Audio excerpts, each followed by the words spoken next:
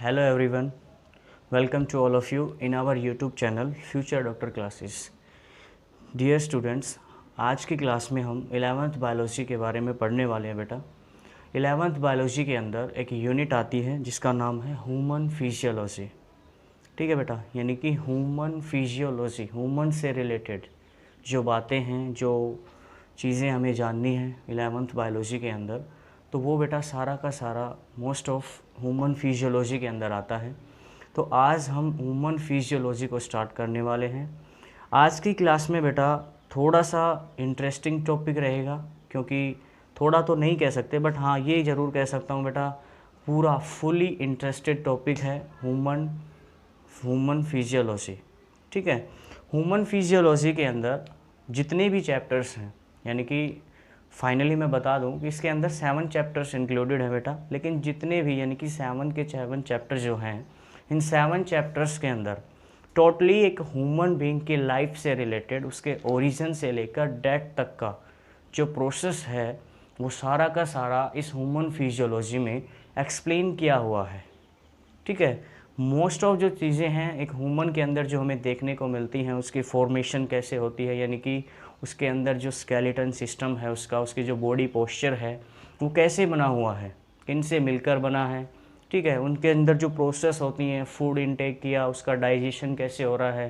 ठीक है, डाइजेशन हो गया, एब्जॉर्प्शन भी होना है, एनर्जी ऑब्टेन कर रहे हैं। ठीक है, उसके अलावा जो वेस्ट मटेरियल बना उसका रिमूवल कैसे हो रहा है। एक पर्सन को सर्वाइव करने के लिए जैसे रेस्पिरेशन नेसेसरी होता है, तो वो रेस्पिरेशन प्रोसेस होता कैसे है, किसकी वजह से होता है, कौन कौन से ऑर्गन्स हैं जो रेस्पिरेशन करवाते हैं। तो ये सारी की सारी चीज़ें बेटा अपना ह्यूमन फिजियोलॉजी रिलेट करता है, इसी के अंदर हमें देखने को मिल जाती हैं। ठीक है, तो आज मैं आपको ह्यूमन फिजियोलॉजी में चैप्टर जो पढ़ाने वाला हूँ वो चैप्टर नंबर 4 है बेटा, जिसका नाम है लोकोमोशन एंड मोमेंट्स। ठीक है, तो 4 चैप्टर के बारे में आज हम डिस्कस करेंगे, लोकोमोशन एंड मोमेंट्स के बारे में। ठीक है, तो बेटा आज जो है थोड़ा सा आप भी एक्टिव होके पढ़िएगा, क्योंकि हमें आज थोड़ी एनर्जी की रिक्वायरमेंट पड़ेगी और आज का जो चैप्टर है वो इंटरेस्टिंग है, तो आई होप आपको मज़ा भी आने वाला है। तो प्लीज़ थोड़ा सा एनर्जेटिक, थोड़ा उत्साह के साथ, एनर्जी के साथ बैठिएगा। ठीक है, और प्लीज़ थोड़ा सा आपको टाइम भी निकालना पड़ेगा। ये नहीं है कि आप 1 मिनट देखा, 2 मिनट देखा, ऐसा बिल्कुल भी मत करना बेटा, क्योंकि जो भी लेक्चर कोई भी अगर टीचर अपलोड करता है या आपको पढ़ाता है, तो वहाँ वो चीज़ें स्टार्टिंग में आपको वो नहीं बता पाता। इसीलिए आपको ज़रूरी होता है कि आप उस वीडियो को, उस लेक्चर को लास्ट एंड तक देखें। लेकिन कोई बात नहीं, अगर आपके पास टाइम नहीं है तो फिर भी बेटा इतना लंबा वीडियो मैं डालता भी नहीं हूँ कि आपके पास इतना टाइम ना हो पाए, आप इतना एडजस्ट कर सकते हैं। तो मेरी आपसे यही रिक्वेस्ट है कि थोड़ा सा एनर्जेटिकली बैठिएगा, फ़ोन के सामने, लैपटॉप के सामने, जो भी आपके पास इंस्ट्रूमेंट अवेलेबल है जहाँ से आप वीडियो देखते हैं, तो वहाँ आपको शांति से बैठना है, कॉन्सेंट्रेट करना है। एंड वन मोर थिंग बेटा, एक चीज़ और, कि आपको नोटबुक एंड पेन ये भी आपको साथ में रखना है, क्योंकि यहाँ इंटरेस्टिंग टॉपिक है तो आपके मन में भी कुछ सवाल क्रिएट हो सकता है, क्योंकि बंदा जब इंटरेस्ट लेके पढ़ता है तो ज़रूरी नहीं है कि जो टीचर्स उसको पढ़ा रहा है उसी में मज़ा आए, क्योंकि अगर उसको मज़ा आता भी है तो वो कुछ ना कुछ एक ऐसे क्वेश्चन क्रिएट करता है, उसके मन में क्वेश्चन भी पुट होते हैं, तो वो क्वेश्चंस आप अपनी नोटबुक में नोट डाउन करें। और जो रिलेटेड मेरे से है, यानी कि जो मैंने पढ़ाया उसमें से अगर आपको कुछ समझ में नहीं आता है तो आप वहाँ से भी डाउट नोट कर सकते हो। और अगर आपको इस चीज़ का सॉल्यूशन भी आई थिंक ज़रूरी होगा, चाहिएगा सॉल्यूशन आपको, तो उस चीज़ को आप नोट करें। अगर आपको डाउट्स है तो वो डाउट्स आप कमेंट सेक्शन में बेझिझक, बगैर किसी एजिटेशन के डाल सकते हैं। ठीक है, मैं आपको उस चीज़ का सॉल्यूशन ज़रूर दूंगा, 101% दूंगा इस चीज़ का, डोंट वरी, आप टेंशन ना लीजिए। चलो आज हम स्टार्ट कर लेते हैं बेटा, लिखता हूँ मैं, शुरुआत करते हैं। Be concentrate. Okay, human physiology आज का जो अपना टॉपिक रहेगा, आज हम जिसके बारे में डिस्कस करेंगे बच्चा, वो है ह्यूमन फिजियोलॉजी।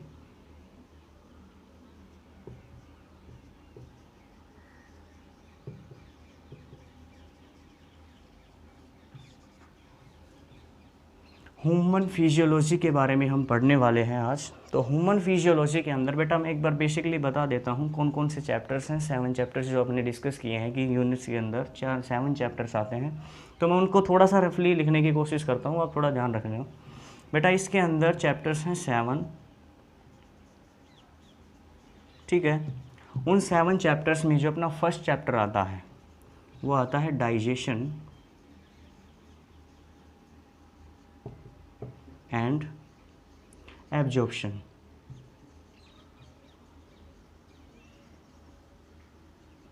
ठीक है बच्चा, फर्स्ट चैप्टर अपना है digestion and absorption, and second chapter जो रहेगा वो है रेस्पायरेशन,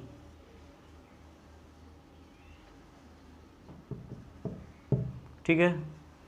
थर्ड चैप्टर की अगर हम बात करें तो थर्ड चैप्टर अपना आता है बेटा सर्कुलेशन,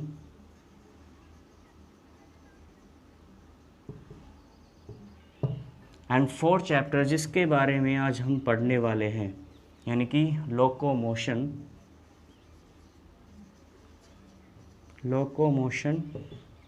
एंड मूवमेंट। इस चैप्टर के बारे में आज हम पढ़ेंगे। एंड जो फिफ्थ चैप्टर रहेगा बेटा वो है एक्सक्रीशन,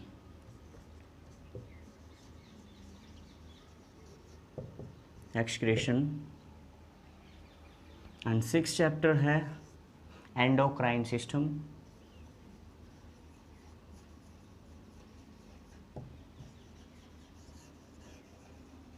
ठीक है। इसका एक दूसरा नाम भी होता है बेटा कंट्रोल एंड कोऑर्डिनेशन,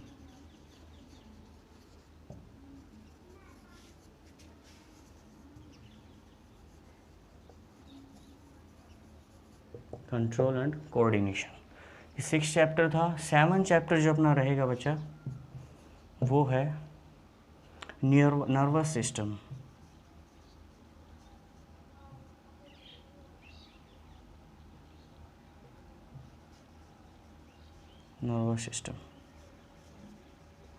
ठीक है। तो आज हम जिस यूनिट की बात कर रहे हैं ह्यूमन फिजियोलॉजी, इस यूनिट के अंदर बच्चा 7 चैप्टर्स इंक्लूडेड हैं। जिन 7 चैप्टर्स को मैंने यहाँ लिखा है एक बार आप इसको देख लीजिएगा। जैसे मैं आपको रिपीट करवा देता हूँ। Digestion and absorption will be the first chapter of this unit, and the second chapter will be respiration, third will be circulation, and fourth today we are going to discuss about this chapter number 4, locomotion and movements, and the fifth chapter is excretion, and the sixth endocrine system, and the another name of this chapter is also known as control and coordination, and the last one will be nervous system. So these are the chapters which are included in our human physiology. These are 7 in numbers and which are written in front of you on this whiteboard. ठीक है बेटा, locate देखिए इसको थोड़ा सा। अगर आप के पास बुक नहीं है तो आप इस चीज़ के लिए स्क्रीनशॉट ले सकते हैं, क्योंकि आपको थोड़ा सा रिमेंबर होना चाहिए कि इस यूनिट के अंदर चैप्टर्स कितने इंक्लूडेड हैं और कौन से चैप्टर्स के बारे में हम पढ़ रहे हैं। If you want to take screenshot then you can take it and then we after move on next slide. ठीक है बेटा, देख लीजिए। ओके स्टूडेंट्स, आई होप आपने जो करना था स्क्रीनशॉट लेना था ले लिया होगा। अभी हम आगे स्टार्ट करते हैं बेटा। जो फोर्थ चैप्टर जिसके बारे में हम बात कर रहे थे, फोर्थ चैप्टर नाम है लोकोमोशन एंड मूवमेंट।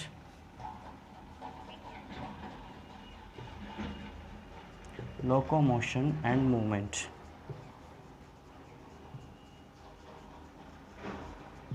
ठीक है बच्चा। ये है आज का टॉपिक अपना, locomotion and movements. Fourth chapter है ह्यूमन फिजियोलॉजी का। तो बेटा इस चैप्टर के अंदर लोकोमोशन एंड मूवमेंट्स में जैसा आप लोगों को दिख रहा है लोकोमोशन एंड मूवमेंट्स, देखो बच्चा लोकोमोशन एंड मूवमेंट्स जैसा कि वर्ड्स के अंदर लिखा हुआ है, इन वर्ड्स का मीनिंग पहले हम जान लेते हैं एक बार। लोकोमोशन क्या होता है बेटा और मूवमेंट क्या होता है। बेसिकली दोनों रिलेटेड हैं क्रिया से, यानी कि कुछ ना कुछ एक्टिविटी से रिलेटेड हैं दोनों के दोनों। लोकोमोशन एंड मूवमेंट्स दोनों के दोनों एक्टिविटीज़ से रिलेटेड है, यानी कि हरकत होगी शरीर के अंदर, ये आप यहाँ पे बोल सकते हो। तो लोकोमोशन में बेटा एक्चुअली होता क्या है, अगर अपनी बॉडी कुछ रिएक्ट करती है, कुछ रिएक्शन यानी कि कुछ एक्टिविटीज़ अगर करती है, तो उस एक्टिविटीज़ के अंदर डिस्टेंस कवर होना चाहिए। क्या डिस्टेंस कवर होना चाहिए, उसे बोलते हैं locomotion. The movement of a substance from one place to another, which travel some distance, जो क्या थोड़ा सा डिस्टेंस कवर करेगा, उसे क्या बोलेंगे, लोकोमोशन। एंड द मूवमेंट के अंदर नो डिस्टेंस कवर, ठीक है। मूवमेंट के अंदर कोई डिस्टेंस कवर नहीं होता। मान लीजिए अगर आप अपने हैंड को अपने यही वाली पोजीशन थी और यहाँ से आपने इसको ऐसे हिलाया, यानी कि स्ट्रेट था, डाउन किया, यहाँ से यह क्या हुआ, मूवमेंट हुआ, ना कि आप यहाँ से चल के किसी दूसरे प्लेस पे गए हो। डिस्टेंस कवर नहीं हुआ ना। तो डिस्टेंस अगर कवर नहीं होता और बॉडी में आपको एक्टिविटीज़ देखने को मिलती हैं, तो these activities are called movements कहलाती हैं, देयर, जहाँ पे कोई डिस्टेंस कवर ना हुई हो। और बात करें लोकोमोशन की, तो लोकोमोशन में बेटा आपको डिस्टेंस कवर करना ही पड़ेगा। जैसे ही बात करें प्लांट्स के केस में, तो प्लांट्स जो होते हैं बेटा वो मूवमेंट्स शो करते हैं, ठीक है, ना कि लोकोमोशन, क्योंकि जो प्लांट्स होते हैं वो एक जगह फिक्स होते हैं, ससाइल होते हैं, they can not move from one place to another, ठीक है। तो वहाँ डिस्टेंस कवर नहीं होता, इसी बिहाफ पे हम ऐसी जो एक्टिविटीज़ होती हैं एक लिविंग ऑर्गेनिजम्स को, उन्हें हम मूवमेंट्स बोलते हैं, ठीक है। आई होप आप लोगों को जो मीनिंग्स यहाँ पे लिखा है चैप्टर्स के अंदर, जो वर्ड्स डिनोट किए गए हैं, इनका मीनिंग आप लोगों को पता लग गया होगा। What is locomotion and what is the meaning of movements, ठीक है बेटा। चलो अब आगे मूव करते हैं। इस चैप्टर के अंदर हमें एक्चुअली पढ़ना क्या है, यानी कि नॉर्मली मैं भाषा में कहूँ तो इस चैप्टर का ओवरव्यू अगर हम लेना चाहें तो वो कैसे रहेगा, कैसे हम इस चीज़ को ओवरव्यू कर सकते हैं, हाईलाइट कैसे कर सकते हैं, तो वो मैं आपको बताने वाला हूँ इस चैप्टर से रिलेटेड जो अपने टॉपिक्स हैं। देखो बेटा, बेसिकली जो चीज़ें हैं इसमें 3 पार्ट्स को ज़्यादा ब्रीफ में हाईलाइट किया गया है, बाकी आप 4th भी ले सकते हो, ठीक है। तो फर्स्ट अपना जो टॉपिक है बेटा वो क्या है, बोन्स, ठीक है, जो बहुत ही इंटरेस्टिंग है। और आज आपकी क्लास में मैं आपको ये बोन्स याद करवा के भेजूँगा, आपकी मेमोरी में फीड करके मैं आज आपको भेजने वाला हूँ। बस थोड़ा सा आपको ये करना है, कंसंट्रेट करना है, बस एनर्जेटिक रहना है, थोड़ी सी एनर्जी बरकरार रखनी है। बोन्स एंड मसल्स, ठीक है, एंड थर्ड जॉइंट्स, ठीक है। और जो मैं नेक्स्ट आपका टॉपिक बता रहा था, mechanism of muscles contraction,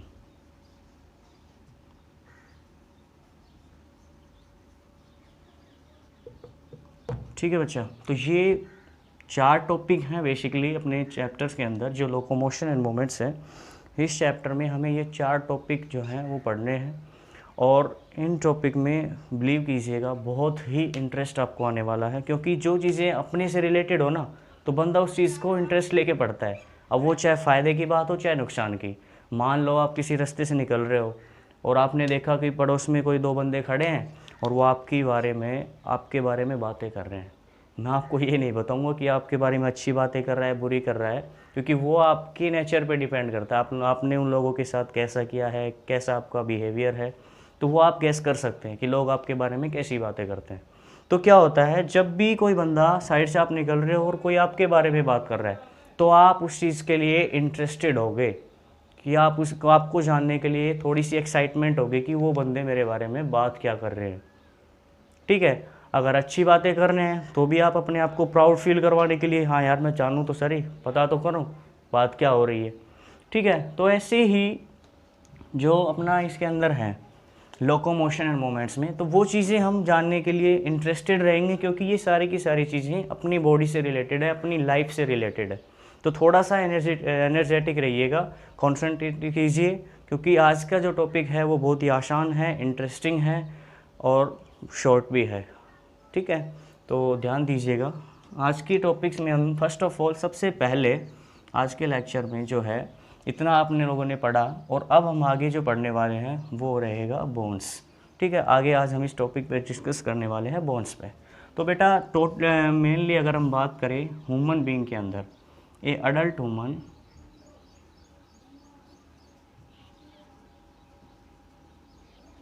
have 206 number of bones,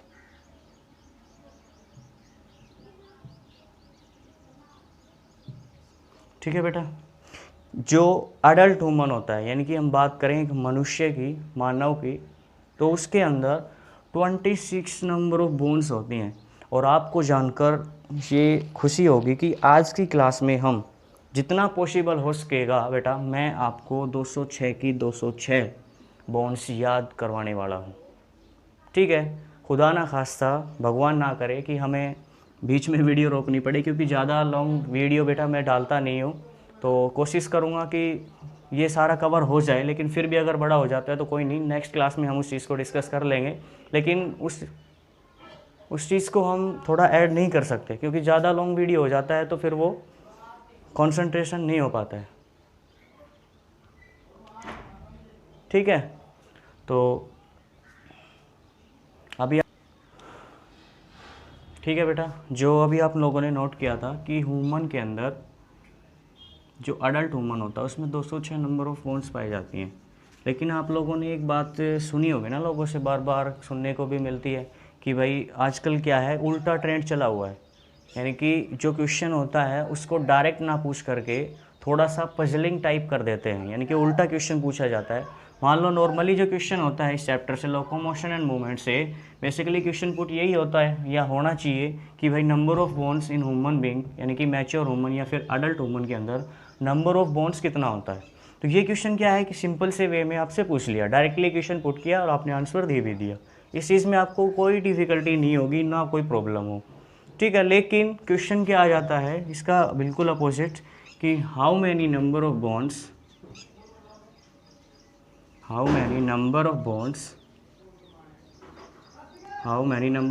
are present in newly born baby.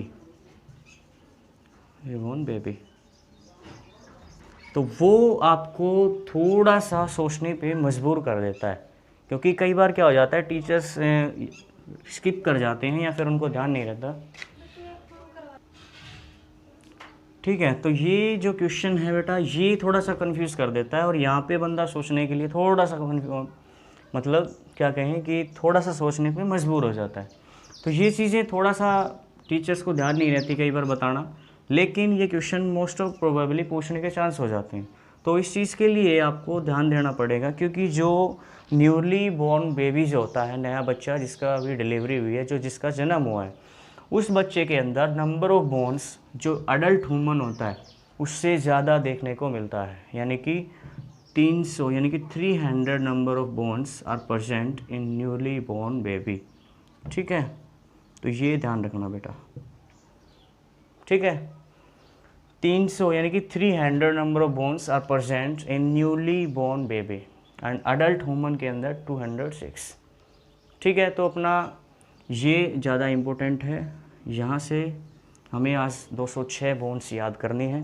एक और भी इंटरेस्टिंग फैक्ट है बेटा इन चैप्टर्स के बारे में, यानी कि ह्यूमन फिजियोलॉजी के बारे में, कि जो बंदा एक तो मेडिकल फील्ड से है उसे तो क्या है, पढ़ना ही है ये चीज़ें, लेकिन एक जो नॉन मेडिकल फील्ड से बंदा है ना, वो भी इन चैप्टर्स को थोड़ा इंटरेस्ट लेके पढ़ता है, क्योंकि कौन नहीं चाहेगा कि उससे रिलेटेड वो अपने आप के बारे में जानकारी रखे। नहीं, तो अपने आप के बारे में जानकारी रखना भी बहुत बड़ी बात है, बहुत अच्छी बात है, क्योंकि आपको अगर अपने बॉडी के बारे में पता होगा तो आप उस चीज़ के लिए अच्छे से प्रोटेक्शन कर सकते हैं। उस चीज़ के लिए आप अच्छे से अवेयर रहेंगे, तो खाने पीने पे भी ध्यान दे सकते हैं, कौन सी चीज़ें आपके लिए हार्मफुल है, कौन सी यूज़लेस हैं, ठीक है, कौन सी बेनिफिटेड है, कौन सी से फ़ायदा मिलता है। तो वो चीज़ें इसीलिए इंटरेस्टिंग हो जाती हैं, क्योंकि ये ह्यूमन से, लाइफ से रिलेटेड है, उसकी बॉडी से रिलेटेड है। तो इसीलिए नॉन मेडिकल्स के जो बच्चे होते हैं या फिर अदर साइड से जो बच्चे स्टूडेंट्स होते हैं, वो भी इन चैप्टर्स को पढ़ने में इंटरेस्ट दिखाते हैं। तो आप तो मेडिकल से होंगे, या फिर अगर मेडिकल से नहीं भी हैं तो कोई दिक्कत नहीं है बेटा, बहुत मज़ा आएगा, क्योंकि अपने बारे में पढ़ रहे हो तो थोड़ा सा एक्साइट होके पढ़ो। ठीक है, एनर्जी के साथ पढ़िएगा। चलो अभी इसको रिमूव करते हैं बेटा, थोड़ा सा कर लेता हूँ, क्योंकि अगर बीच में मैं थोड़ा लिख देता हूँ ना, थोड़ा सा अनकम्फर्ट फील होता है, नीचे या ऊपर लिखने में एडजस्टिंग सा थोड़ा डिफ़िकल्ट सा रहता है, इसलिए मैं इसको रिमूव करता हूँ। फिर अपन बिल्कुल बेसिक स्टार्ट से करते हैं।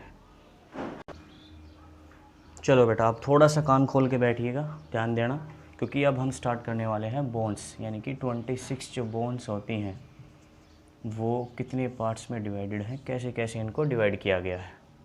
तो बेटा बोन्स 26 होती हैं, 206 सॉरी, ठीक है। तो इनको 2 पार्ट्स के अंदर डिवाइड किया गया है। जो फर्स्ट पार्ट है बेटा इसको बोलते हैं axial skeleton system. Axial skeleton system, इसके अंदर जो बोन्स होती है बच्चा वो होती हैं 80 नंबर ऑफ बोन्स पाया जाता है एक्सियल स्केलेटन सिस्टम के अंदर। नेक्स्ट जो अपना पोर्शन है बेटा वो है appendicular. Appendicular skeleton system, skeleton system, इसके अंदर 126 बोन मिलते हैं।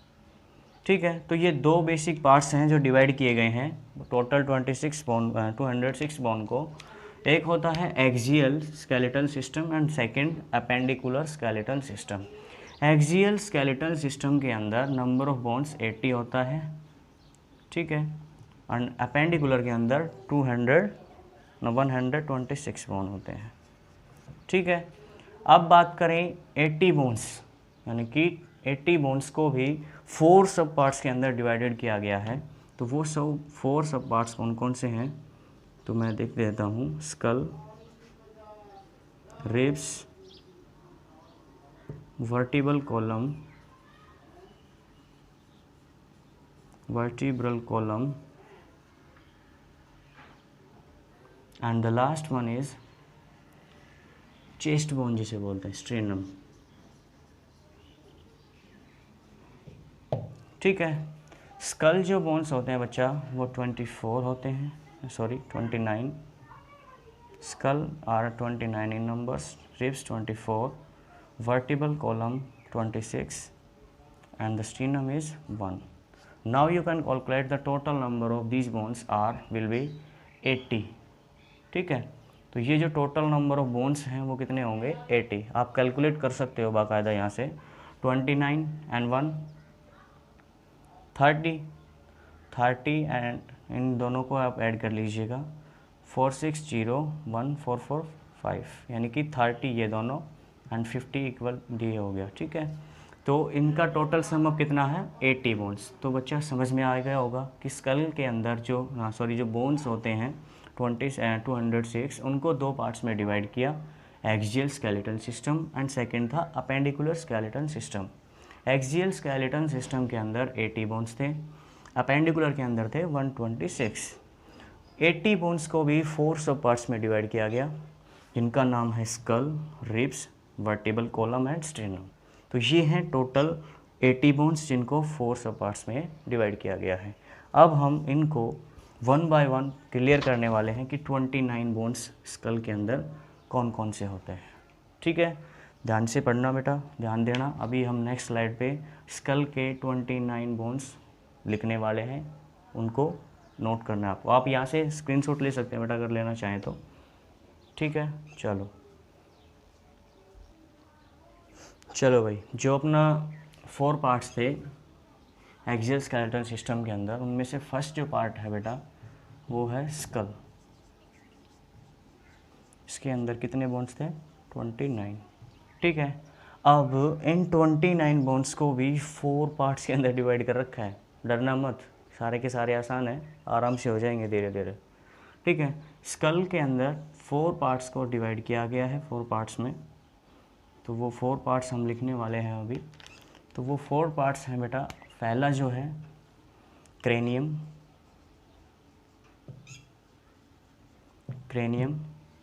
सेकंड जो अपना आता है बच्चा वो है फेस, थर्ड जो है year ossicles and fourth will be hyoid bone. अब हमें यहाँ पर टोटल नंबर ऑफ बोन्स कितने कैलकुलेट करने हैं 29।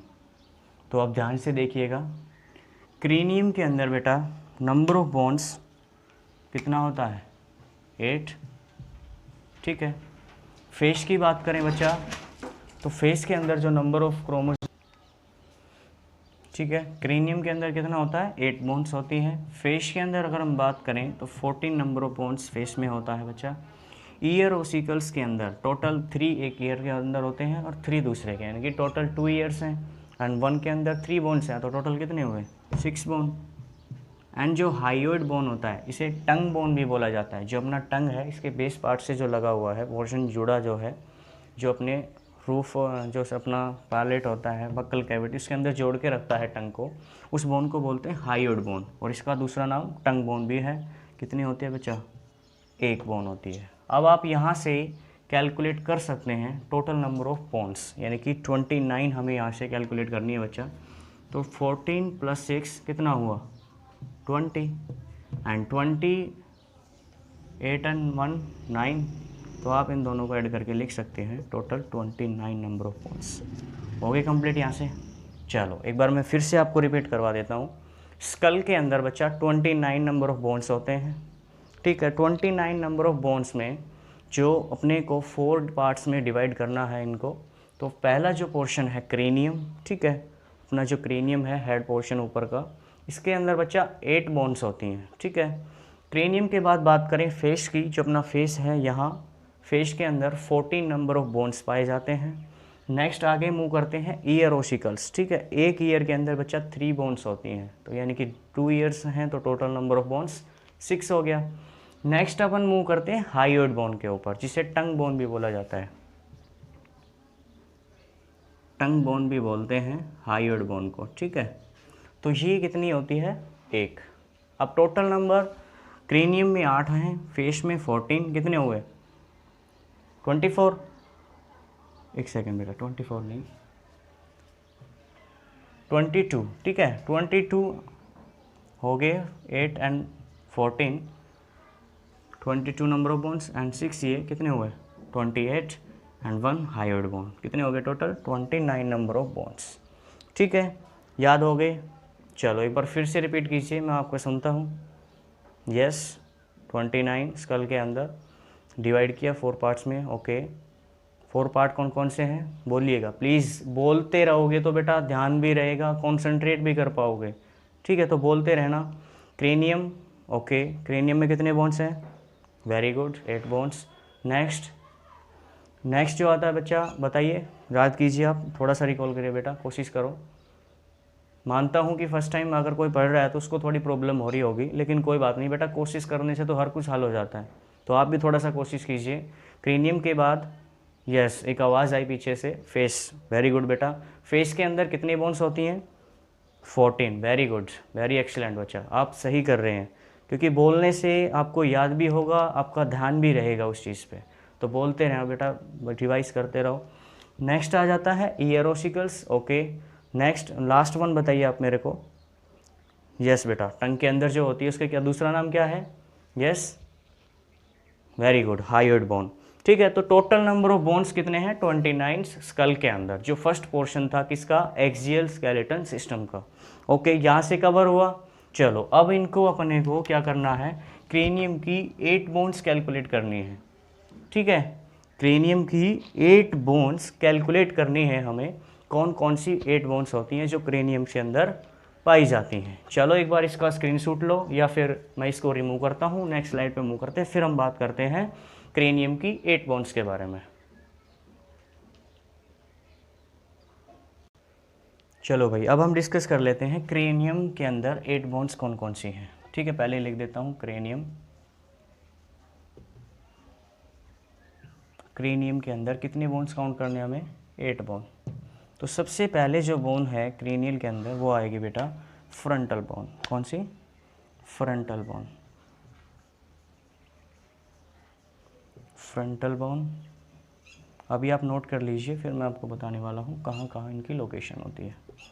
फ्रंटल बोन हुआ। सेकंड बच्चा पैरिटल, पैरिटल बोन। स्पेलिंग का बच्चा थोड़ा सा इश्यू है, देख लेना, बाकी ऐसा कुछ लगता नहीं है मेरे को गलत हो, लेकिन फिर भी अगर आपको कुछ थोड़ा सा अनकम्फर्ट फील होता है स्पेलिंग में तो प्लीज़ चेक कर लीजिएगा। थर्ड जो है पैरिटल बोन के बाद अपना आता है temporal bone. Temporal bone. And fourth ओशिपिटल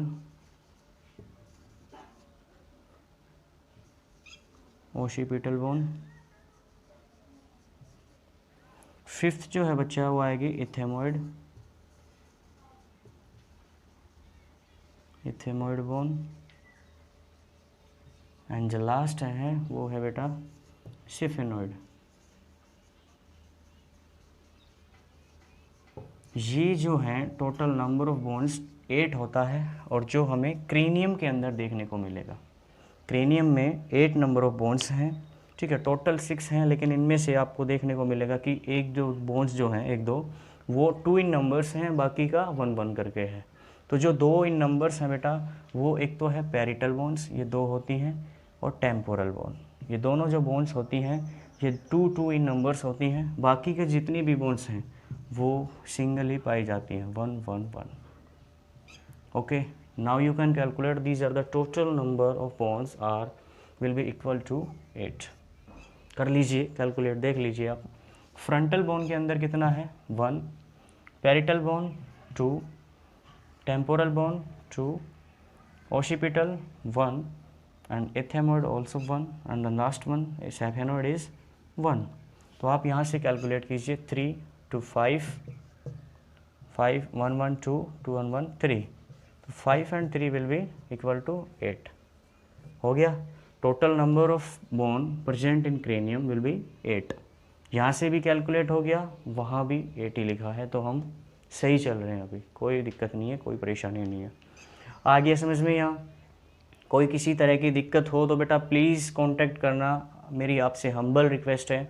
अगर किसी तरह का कुछ डाउट होता है तो प्लीज़ इस डाउट को जल्दी से जल्दी क्लियर करने की कोशिश किया करो, क्योंकि बेटा डाउट्स अगर लंबा टिकता है ना कहीं कॉन्फिडेंस को गिरा देता है। तो आप लोगों को कॉन्फिडेंस नहीं गिराना है, थोड़ा सा उस पर अच्छे से वर्क करना है, ठीक है। पूछने में कुछ नहीं जाता, ना आपका जा रहा है ना मेरा जाता है, लेकिन अगर आप कोशिश करेंगे पूछने की तो बेटा उसमें मेरे को भी अच्छा लगेगा और आपके डाउट्स भी क्लियर होंगे। तो बिल्कुल भी एजिटेशन मत करना अगर डाउट से रिलेटेड कोई भी प्रॉब्लम होती है तो, ठीक है बेटा। आई होप वीडियो थोड़ा लंबा ना चला जाए, इसीलिए मैं कोशिश करता हूँ कि बेटा आज इसको यहीं रोकना पड़ेगा, क्योंकि बहुत ज़्यादा पढ़ लिया है आज के लिए, और इतना टाइम तक बैठना भी बहुत बड़ी बात है, क्योंकि सीटिंग प्लान हर किसी का बराबर नहीं होता। तो कोई बात नहीं बेटा, थोड़े थोड़े से शुरुआत करो। इन फ्यूचर आपका जो सीटिंग प्लान है आई होप सबसे बेस्ट रहेगा। नहीं तो मेहनत करने से सब कुछ हासिल हो जाता है। तो बेटा पढ़ते रहिए, मुस्कुराते रहिए, टेंशन किसी चीज़ की लीजिए मत, क्योंकि टेंशन सबसे बड़ी बीमारी है। अगर कुछ करना है तो उस चीज़ को आप स्टॉप ना करें, स्लोली चाहे करें, लेकिन करते रहें। Thank you, have a nice day.